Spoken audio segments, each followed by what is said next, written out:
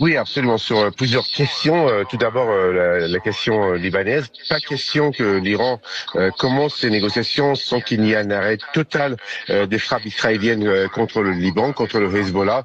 C'est une position de principe, une position importante.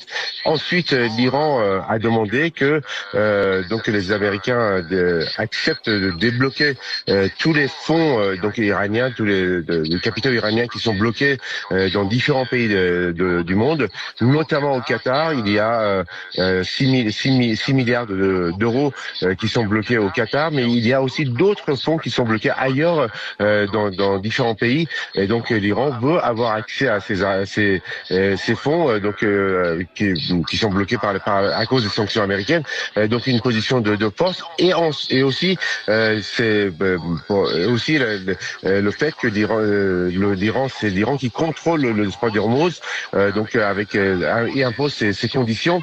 Et enfin, en ce qui concerne l'enrichissement d'uranium, la reconnaissance du droit de l'Iran à développer son programme nucléaire, son programme d'enrichissement d'uranium. Ce sont des conditions importantes, mais ce sont les deux premiers points, c'est-à-dire l'arrêt de la guerre au Liban et aussi le déblocage des fonds iraniens à l'étranger bloqués à cause des sanctions américaines, qui ont été avancés, qui ont été mis sur la table par le président du Parlement iranien qui dirige la délégation iranienne.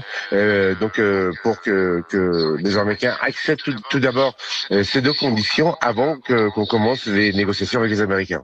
C'est très clair.